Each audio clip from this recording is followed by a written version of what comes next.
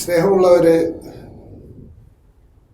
ഞാൻ സാധാരണയായി സീറോ മലബാർ സഭയുടെ കുർബാനയിലാണ് പങ്കെടുക്കാറ്.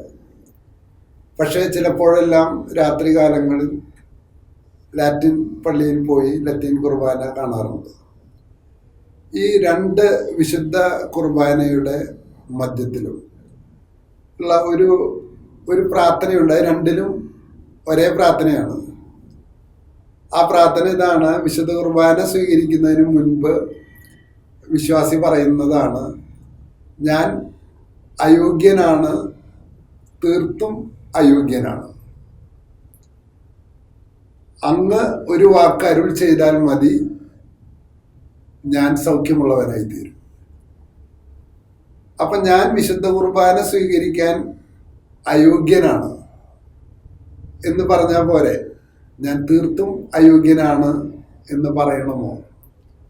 ആ വാക്കിൻ്റെ രണ്ട് വാക്കുകളുടെ അർത്ഥം എന്താണ് എന്ന് എനിക്ക് മനസ്സിലായിട്ടുള്ളത് ഇതാണ് ഇന്ന് നിങ്ങളുമായിട്ട് പങ്കുവയ്ക്കാൻ ആഗ്രഹിക്കുന്നത്. ഈ വാക്കിൻ്റെ അർത്ഥത്തിൻ്റെ പ്രാഥമിക തലം എനിക്ക് മനസ്സിലാകുന്നത് 1992 1992 ഞാൻ റോമിലെ ആഞ്ചലിക്കും അഥവാ സെൻറ് തോമസ് അക്വീനാസ് യൂണിവേഴ്സിറ്റിയിൽ പഠിച്ചുകൊണ്ടിരിക്കുകയാണ്. അങ്ങനെ പഠിച്ചുകൊണ്ടിരിക്കുമ്പോൾ ഞാൻ താമസിക്കുന്നത് വത്തിക്കാൻ്റെ അയൽവാസിയായിട്ടാണ്. എനിക്ക് എൻ്റെ മുറിയിലിരുന്നാൽ മാർപ്പാപ്പയെ കാണാൻ തക്ക വിധത്തിലുള്ള അത്ര പ്രോക്സിമിറ്റിയിലാണ് ഞാൻ ഇറ്റലിയിൽ താമസിക്കുന്നത്. അപ്പം എല്ലാ ദിവസവും വത്തിക്കാൻ സ്ക്വയറിനകത്ത് സെൻറ്റ് പീറ്റേഴ്സ് ബസിലിക്കയിൽ ഏതെങ്കിലും ഒരു അൾത്താരയുടെ മുമ്പിൽ കുർബാന കാണും. ഞാൻ എൻ്റെ യൂണിവേഴ്സിറ്റി പോകും, പഠനം കഴിഞ്ഞ് തിരിച്ചു വരും. അപ്പം എൻ്റെ കൂട്ടുകാരനായിരുന്ന ഡോക്ടർ വർഗീസ് ഊക്കനോട് ഞാൻ പറഞ്ഞു, എനിക്ക് മാർപ്പാപ്പയെ ഒന്ന് കണ്ടാൽ കൊള്ളാമെന്നുണ്ടെന്ന് പറഞ്ഞു. അപ്പം അദ്ദേഹം മാർപ്പാപ്പയുടെ കാണാനുള്ള ഒരു പാസ് എനിക്ക് എടുത്തു തന്നു.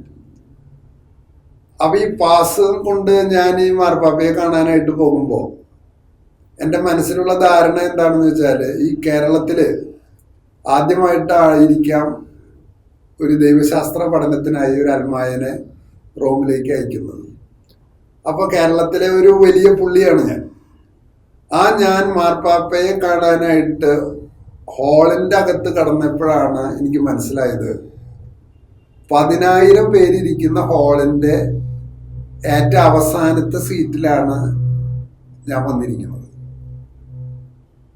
അപ്പം എനിക്ക് ആദ്യം തന്നെ അച്ഛനോട് ദേഷ്യം തോന്നി, പിന്നെ എന്നോട് തന്നെ ഒരു പുച്ഛം തോന്നി. പിന്നെ ഞാൻ മനസ്സിൽ അവിടെയുള്ള വിദേശികളെ മുഴുവൻ പ്രാകാൻ തുടങ്ങി. ഈ കള്ളുകുടിയന്മാരും പെണ്ണുപിടിയന്മാരൊക്കെ ആയിട്ടുള്ള ആൾക്കാർ മാർപ്പാപ്പയെ നേരിട്ട് പോയി കണ്ട് കയ്യുമ്മ തൊടുക. ഞാനാണെങ്കിൽ 10,000 പേരുടെ വരിയിൽ ഏറ്റവും അവസാനത്തെ ആളായിട്ട് നിൽക്കുക. അപ്പോൾ ഇതൊക്കെയാണ് ദൈവത്തിന് വേണ്ടി നന്മ ചെയ്യുന്ന ആളുകളുടെ സ്വഭാവം. ഞാൻ ഈ നിൽക്കുന്ന സായിപ്പുമാരെ പോലെ മോശം ആളല്ല എന്നൊക്കെ എൻ്റെ ഉള്ളിൽ ഒരു ഡയലോഗ് ഇങ്ങനെ നടന്നുകൊണ്ടിരിക്കുകയാണ്. ആ സമയത്ത് പെട്ടെന്ന് തന്നെ എനിക്ക് ചുങ്കക്കാരൻ്റെയും ഫരീശൻ്റെയും പ്രാർത്ഥന ഓർമ്മ വന്നു. ഫരീശൻ പ്രാർത്ഥിച്ചുകൊണ്ടിരിക്കുകയാണ്, ഈ നിൽക്കുന്ന ചുങ്കക്കാരനെ പോലെ ഞാൻ പാപിയല്ല, ഞാൻ ഉപവസിക്കുന്നതിനും ദാനം നൽകുന്നവനൊക്കെയാണ്, ഇവനോ ഒന്നിനും കൊള്ളാത്തവനാണ്. അപ്പോൾ ഞാൻ പെട്ടെന്ന് തന്നെ ആലോചിച്ചു പോയി, ആ ഫരീശന്റെ പോലെ ഞാൻ എന്നെ തന്നെ ന്യായീകരിച്ചിട്ട് അവിടെ ആ ഓഡിയൻസിലുള്ള ബാക്കിയുള്ളവരെ എല്ലാം അവർ പാപികളാണെന്നും ഞാൻ നീതിമാനാണെന്നും അതുകൊണ്ട് മാർപ്പാപ്പയെ കാണാൻ ഏറ്റവും അർഹതയുള്ളത് എനിക്കാണെന്നും ഞാനിങ്ങനെ മനസ്സിൽ വാദിച്ചുകൊണ്ടിരിക്കല്ലേ. ഉടൻ തന്നെ എൻ്റെ മനസ്സിലെ ഒരു സംഘർഷം ആരംഭിച്ചു.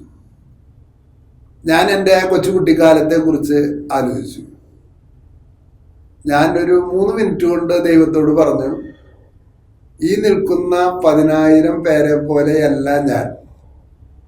സത്യം പറഞ്ഞാൽ 10ാം ക്ലാസ് പാസ്സാവാനോ ഡിഗ്രി പാസ്സാവാനോ സെൻറ് തോമസ് കോളേജിൽ ജോലി കിട്ടാനോ എന്തിനേറെ ഈ ഇരിക്കുന്ന ഒരുവൻ പോലും എന്നെ വീട്ടിൽ കയറ്റാൻ കൊള്ളാവുന്ന യോഗ്യത പോലും എനിക്കില്ല എന്ന് ദൈവമേ അങ്ങേക്ക് അറിയാം. അതുകൊണ്ട് ഞാൻ പാപി മാത്രമല്ല, ഞാൻ ഈ 10,000 പേരിലെ പാപികളിൽ ഒന്നാമനാണ് എന്ന് ഞാൻ പറയാണ് മനസ്സിൽ. അടുത്ത നിമിഷം ഒരു അനൗൺസ്മെന്റ് ഉണ്ടാവുകയാണ്. സെക്യൂരിറ്റി കാരണങ്ങളാൽ ജോൺ പോൾ രണ്ടാമൻ മാർപ്പാപ്പ ഇന്ന് പിന്നിലെ ഗേറ്റിലൂടെയാണ് വരുന്നത്.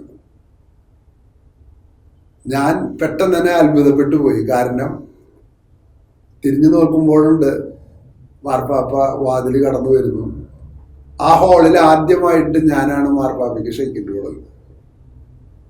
അപ്പൊ അന്ന് ഒരു കാര്യം എനിക്ക് മനസ്സിലായി. എന്താണ്? എൻ്റെ മനസ്സിൽ എപ്പോഴും ഞാൻ പ്രാർത്ഥിച്ചുകൊണ്ടിരിക്കുന്നത് ഏത് അവസരത്തിലായാലും ചുങ്കക്കാരനെ പോലെയല്ല, ഫരീസിനെ പോലെയാണ്. ഇപ്പൊ എൻ്റെ പാസ്റ്റർ കൗൺസിലില് സെക്രട്ടറി ആവാനായിട്ട് അതിലിരിക്കുന്നതിൽ ആരാണ് യോഗ്യൻ എന്നൊരു തെരഞ്ഞെടുപ്പ് വരുമ്പോൾ എൻ്റെ ഉള്ളിൽ ഞാൻ സ്ട്രഗിൾ ചെയ്തുകൊണ്ടിരിക്കുന്നത് എല്ലാവരെക്കാട്ടിലും കൂടുതൽ യോഗ്യൻ ഞാനാണ്. അല്ലെങ്കിൽ വേറെ അവസരത്തിൽ കത്തോലിക്ക കോൺഗ്രസിന്റെ ഇലക്ഷൻ വരുമ്പോൾ ഗ്ലോബൽ പ്രസിഡന്റ് ആകാൻ ആരാണ് യോഗ്യൻ എന്നത് ഞാൻ ഈ നിൽക്കുന്ന ചുങ്കക്കാരെ പോലെയല്ല. എനിക്ക് ഇന്ന പാരമ്പര്യമുണ്ട്, എനിക്ക് ഇന്നതുണ്ട് എന്ന് ഞാൻ ആലോചിച്ചു വരികയാണ്. അപ്പൊ യഥാർത്ഥത്തിൽ വീടിനകത്ത് ഒരു കോൺഫ്ലിക്റ്റ്, ഒരു വഴക്കുണ്ടാവുമ്പോൾ ഞാനും ഭാര്യയും തമ്മിൽ ഒരു കോൺഫ്ലിക്റ്റ് ഉണ്ടായാൽ ഞാൻ ചിന്തിച്ചുകൊണ്ടിരിക്കുന്നത് ഞാൻ ഈ നിൽക്കുന്ന ഭാര്യയെ പോലെയല്ല. ഞാൻ ഉപവസിക്കുന്നവനും ദാനധർമ്മം ചെയ്യുന്നവനും സഭയ്ക്ക് വേണ്ടി പണിയെടുക്കുന്നവനും ദൈവത്തിന്റെ ആളാണ്. ഇവളോ പാപം. അപ്പൊ പ്രിയമുള്ളവരെ, ഇതാണ് നമ്മുടെ ജീവിതത്തിലെ നോമ്പ് കാലത്ത് കർത്താവ് നമ്മളോട് ആവശ്യപ്പെടുന്നത്. ഇതിലൊരു ഷിഫ്റ്റ് വരാനാണ്. കാരണം ദൈവത്തെ സ്വീകരിക്കണമെന്നുണ്ടെങ്കിൽ ഏറ്റവും അടിസ്ഥാനപരമായ കണ്ടീഷൻ എന്താണ്? വിശുദ്ധ കുർബാന നമുക്ക് യേശു തരുമ്പോൾ നമുക്ക് യോഗ്യത ഉണ്ടായിട്ടുണ്ടല്ല, നമ്മെ അവൻ വിളിച്ചു എന്നത് മാത്രമാണ് നമ്മുടെ യോഗ്യത. അപ്പൊ അതുകൊണ്ട് വിശുദ്ധ കുർബാന സ്വീകരിക്കാനായിട്ട് നമ്മൾ പോകുമ്പോൾ നമ്മുടെ ജീവിതത്തെ പൂർണ്ണമായി വിശകലനം ചെയ്തുകൊണ്ട് നമുക്ക് പറയാൻ പറ്റണം എന്ത്? ഈ ഇടവക പള്ളിയിൽ ഏറ്റവും അയോഗ്യനായിട്ട് ഞാൻ ഈ വിശുദ്ധ കുർബാന സ്വീകരിക്കാൻ അയോഗ്യനാണെന്ന് മാത്രമല്ല, ഞാൻ സഭയ്ക്ക് വേണ്ടി എന്ത് ചെയ്താലും, ഞാൻ സമൂഹത്തിന് വേണ്ടി എന്ത് ചെയ്താലും, ഞാൻ ലോകത്തിന് വേണ്ടി എന്ത് ചെയ്താലും, ഞാൻ ഏറ്റവും വലിയ ശാസ്ത്രജ്ഞനായാലും, ഞാൻ ഏറ്റവും വലിയ ദൈവശാസ്ത്രജ്ഞനായാലും, ഞാൻ ഏറ്റവും വലിയ സാമൂഹ്യ ജീവിയായാലും, ദൈവത്തിന്റെ മുമ്പിൽ എനിക്ക് പറയാനുള്ള ഏക കാര്യം ഇതാണ്. എൻ്റെ ആത്മാവിൻ്റെ ഉള്ളിലേക്ക് ഞാൻ ചൂഴ്ന്നിറങ്ങി പരിശോധിച്ചാൽ, കർത്താവെ, ഞാൻ ഈ പള്ളിയിൽ വെച്ച് അയോഗ്യനാണെന്ന് മാത്രമല്ല, ഞാൻ ഏറ്റവും അയോഗ്യനാണ് എന്ന് പറയുന്ന നിമിഷം യേശുവും നിങ്ങളുമായിട്ടുള്ള കണ്ടുമുട്ടൽ വിശുദ്ധ കുർബാനയിൽ നടക്കും. ഇതാണ് നൂറ്റാണ്ടുകളായിട്ട് നമ്മുടെ ലിറ്റർജി ടെക്സ്റ്റിൽ നമ്മൾ പ്രാർത്ഥിക്കാൻ വേണ്ടി നമ്മൾ എഴുതി വെച്ചിട്ടുള്ളത്. ഞാൻ അയോഗ്യനാകുന്നു, ഞാൻ തീർത്തും അയോഗ്യനാകുന്നു. പ്രിയമുള്ളവരെ, ചിലർ പറയാറുണ്ട് ഈ കുർബാന പുസ്തകമൊക്കെ പരിഷ്കരിക്കണമെന്ന്. ഈ കുർബാന പുസ്തകം പരിഷ്കരിക്കണമെങ്കിൽ ആദ്യം നമുക്ക് അതിലത്തെ വാചകങ്ങളുടെ അർത്ഥം കൃത്യമായിട്ട് മനസ്സിലായിട്ട് വേണ്ടേ? അപ്പൊ വിശുദ്ധ പൗലോസ് പറയുന്നുണ്ട്, ഞാൻ പാപികളിൽ ഒന്നാമനാണ്. അപ്പൊ ദൈവത്തിന്റെ മുമ്പില് യേശുവിന്റെ ശരീരവും രക്തവും സ്വീകരിക്കാൻ നമ്മെ വിളിച്ച യേശു നമ്മെ യേശുവിന്റെ ശരീരത്തിന്റെ ഭാഗമാക്കാനാണ് വിളിക്കുന്നത്. അത് എൻ്റെ യോഗ്യതയാലല്ല.